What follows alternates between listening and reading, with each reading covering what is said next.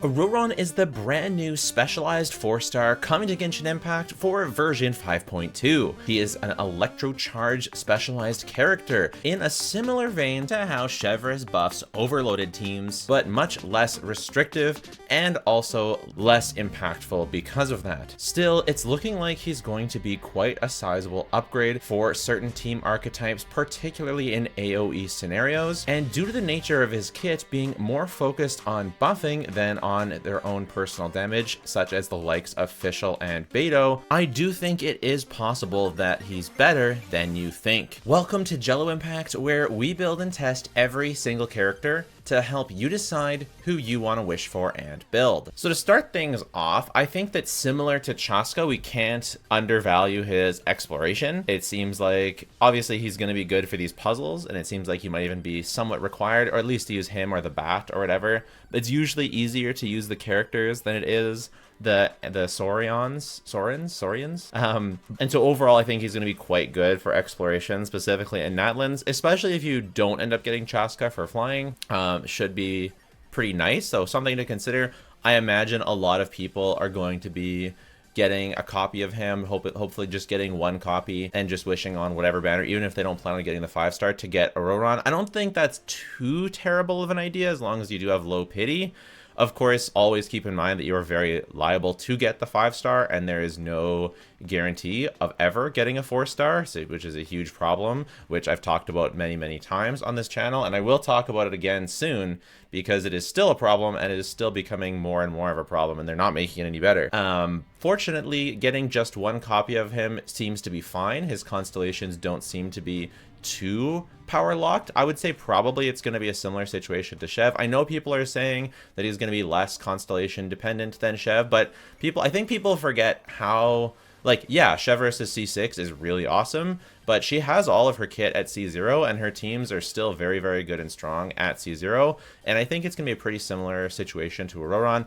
Ororon's, we won't talk about them in detail in this video, but his C6 does give attack buff, and the more buffs a character gives, the better they generally are, especially in the days now where characters, especially DPSs, have very overtuned multipliers compared to what they used to have. Genshin used to be super support impact, and now it's almost DPS impact, to the point where running very specialized supports that give powerful buffs is more worth it. And you can see this in teams like Neuvillette, teams like Arlecchino, teams like Mualani. Running characters that buff your on-field carry is very valuable because of the hyper multipliers. And that's where I think a lot of people are potentially underselling Ororon. I know a lot of people are overselling Ororon, and a lot of people are underselling Ororon. And I'm not here to tell you that it's somewhere in the middle, because there's so many different voices on the internet, right? There's someone saying everything on the internet. So I'm not going to sit here and say that Ororon is going to be broken and he's going to be crazy, crazy strong. But I do think that when people do the comparison versus Fischl, you have to remember that Fischl, you have to build her as a DPS. And whereas Ororon buffs your on-fielder DPS. So if you have a really, really well-built DPS, the buffs that Ororon can give, depending on the calculations that people are doing, it could be a more impactful situation if your on-field character is really well built. And the more Ororon buffs, especially as you get higher constellations, the more that could significantly, that could make him an upgrade over Fischl. Fischl has, whatever scaling she has, but Ororon also has the scaling of your DPS. So if you're the type of person who gets a 5-star weapon, or you get a constellation or two for your on-fielder, it could be that Ororon will make that difference even bigger, or maybe he is kind of undertuned. Again, the character isn't out yet, so we don't really know for absolute certain. So obviously I mentioned some of his buffing comes at C6, but a lot of his buffing is just through the Cinder City scroll set, which gives energy regeneration for him. It gives a 40% damage bonus to him and to your whole team, as long as they're involved in the electro reaction, or as long as their element is involved in the electro reaction. And that is really, really powerful. That makes him a very strong buffer at Constellation 0.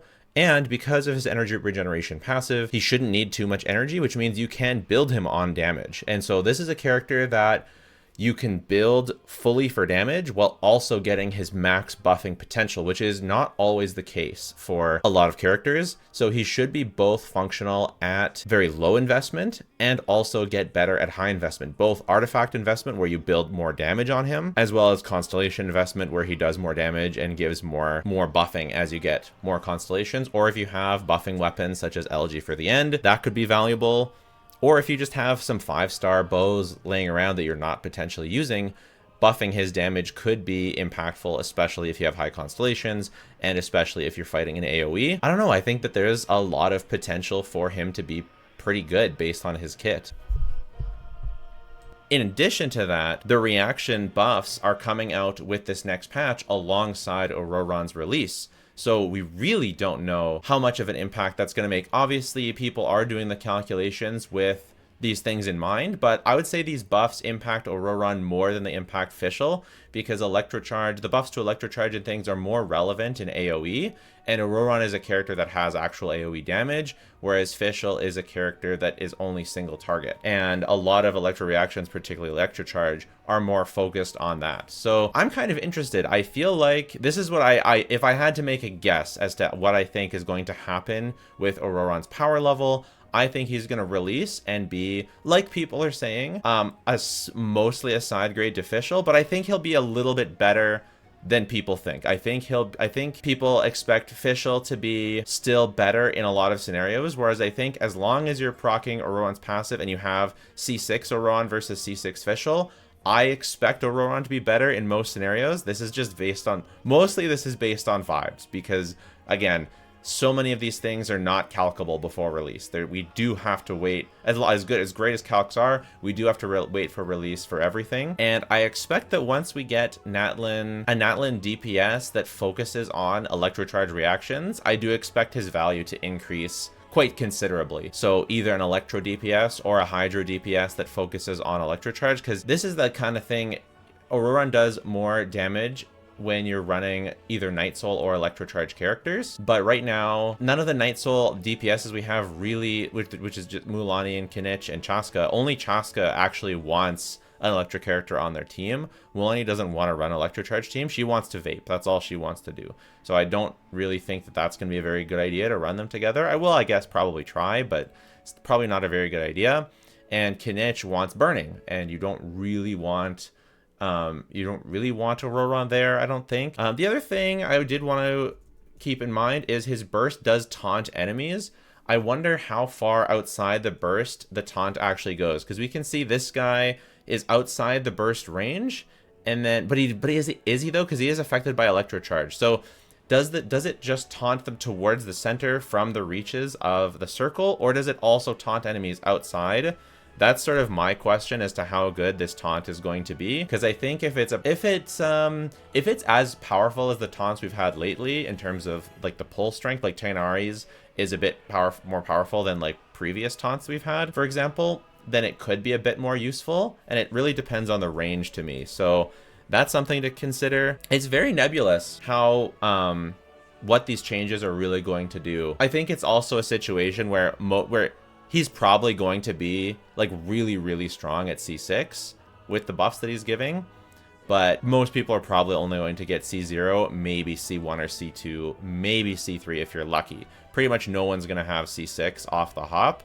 And so similar to CHEVREUSE, it's probably unfair to really judge him at C6, even though that's where eventually people will get to. But it also depends. Like this rerun issue is such a, like, CHEVREUSE has only appeared on raiden banners and only twice since release, so barely anyone has a C6 CHEVREUSE, and maybe it's the same with Ororon. I did want to do a little direct comparison to CHEVREUSE. I know that may seem a little weird because at their core they are very different. CHEVREUSE is for overloaded specifically, while as Ororon specifically seems to be more Electrocharge leaning. However, I do still think it's worth making the comparison, and also they might work together because Ororon doesn't necessarily need Electrocharge specifically. They're not going to work well together right now, but in the future they might. So let's talk about this. At their base, let's not forget that CHEVREUSE is a healer, so that's important. She also does buff attack based on her second passive. but more importantly, she shreds resistance, very similar to VV, very similar to Xiaolonen, and she does so on an ongoing basis, refreshing off-field. Most of her constellations don't do too much except for give her some more damage, but she doesn't do off-field damage anyways, so you're not always going to be even doing damage with her anyways, depending on your rotation. But at her C6, she gives a bunch of pyro and electro damage bonus, more than Ororon does from the scroll set. So overall, CHEVREUSE is definitely a much more powerful buffer than Ororon when looking at the whole kit. However, CHEVREUSE is restricted pretty much. She does get some, she does work outside of specifically electro and pyro teams, but she's best used and she's fully utilized with just those elements. And so many of the most powerful buffers, Furina, Xiaolonen, and Kazuha, are obviously not pyro or electro. So she really carves out a specific niche where she's really hyper buffing these specific characters, whereas Ororon, he's giving a bit less of a buff, but in exchange for that, you're getting more personal damage, which we'll see how relevant that is. But he's able to be used with very powerful buffers. So you're able to use him with Furina, you're able to use him with Kazuha, and potentially use him with CHEVREUSE. I think the way his kit works is that right now we won't be able to do much with him with CHEVREUSE because he needs either a Night Soul burst character or an Electrocharge reaction. But maybe with the release of the Pyro Archon Mawika dealing off-field Night Soul damage, maybe all of a sudden you can use on-field Chlorand and Arlecchino.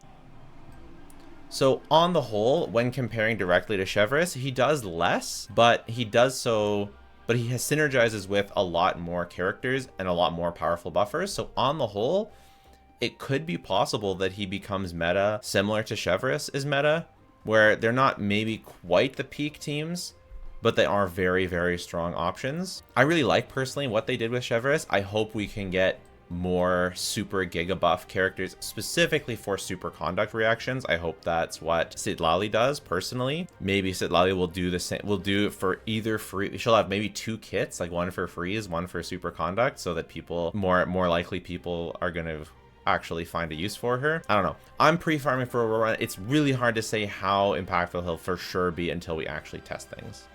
I am planning on testing a ton of taser type teams and overloaded teams and superconduct teams right before and right after release of the new changes. So I'm going to be making a massive video testing, 23, 25, 30 teams and have some comparisons for before and after the Electrocharge and the overloaded and all these buffs. And then I'll also make an Ororon video on how much of an upgrade he is versus all these different teams. So I'm really excited for that. I think that this is going to be pretty interesting. I wonder how, like, Ororon, I know he's going to be used on Chaska teams, but how is he going to be on Chlorand teams? How is he going to be on Nuvalet teams? What about Sino teams? What about Ayato teams? What about Childe teams? What about Yaimiko teams? I don't know how much people are going to talk about them. What about if you do use them on overload teams with Arlecchino or Raiden or Chlorand or whatever? How is he going to compare to Fischl on those teams? I've heard it said that when Fischl is proccing her A4, so when you're doing lots of normal attacks with your on-fielder, then that is going to push Fischl above Ororon. But I don't know. I have really well invested characters, so I'm curious to see if the buffing that Ororon gives the well-invested characters more of a leg up than with Fischl, or if Fischl still reigns supreme as the off-field Electro. To give a bit of a counterpoint to myself, I know I've mostly been talking about Ororon's positives throughout this video, but I did want to talk about something that I am really scared for about Ororon. In that, yeah, we've been comparing him to Fischl, and it seems like, for sure, in some teams, he could be an upgrade, could be a side grade to Fischl, but in terms of meta teams, especially Electrocharge teams, are we really even using Fischl right now? Like, that's the comparison everyone's giving. I know Fischl is great, but what Electrocharge teams do I play? This Raiden one comes to mind, and of course, we're not replacing Raiden with Ororon, we're replacing who? Furina, Xiaolonen, and Furina and Raiden all contribute pretty equally in terms of the damage profile in this team. Xiaolonen contributes hugely. A lot of Raiden's value on this team is buffing Xiaolonen. So we're not really, not buffing Xiaolonen, but allowing for Furina and Xiaolonen to build into more damage, and both of them do a ton of damage on this team. Hydro does more damage than Electro on this team. So putting Aurora on this team, yeah, we're going to buff Furina and Raiden more, but losing the damage from Xiaolonen probably isn't worth it. And we're definitely not replacing Xiaolonen or Jean on this team. Are we putting Ororon on Neuvillette? I know a lot of people plan on doing this. I think this has more of a use case because Kazuha and Xiaolonen are overlapping a bit. You don't want too much resistance shred.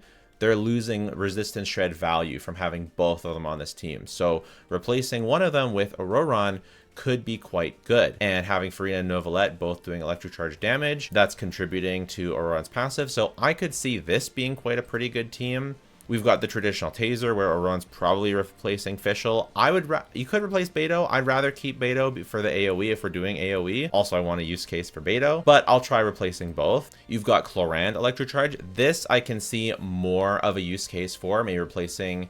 You don't usually run Kujosari here. You're probably going to replace Fischl, but this seems to have a bit more of a use case for me. I do really like Chlorand Electrocharge, and I think it could get a buff with the new Electrocharge buff that we're getting. And on this team, you know, I could see this being a pretty good team. Will it compete with her CHEVREUSE and Aggravate teams? Not sure. Time will tell. And of course, Kazuha or Xiaolonen could be used here. Other than that, I'm not sure. So, you know, it's really up in the air. It's really interesting. I'm going to be testing all of this to figure out which is best. It's going to be really, really an interesting time. Also, we can't forget Ororon does give a bunch of energy to both himself and to his teammates, but it's not as much as Fischl gives, which is funny. People don't really think about Fischl being a battery. A lot of casuals or new people, but Fischl is an amazing battery.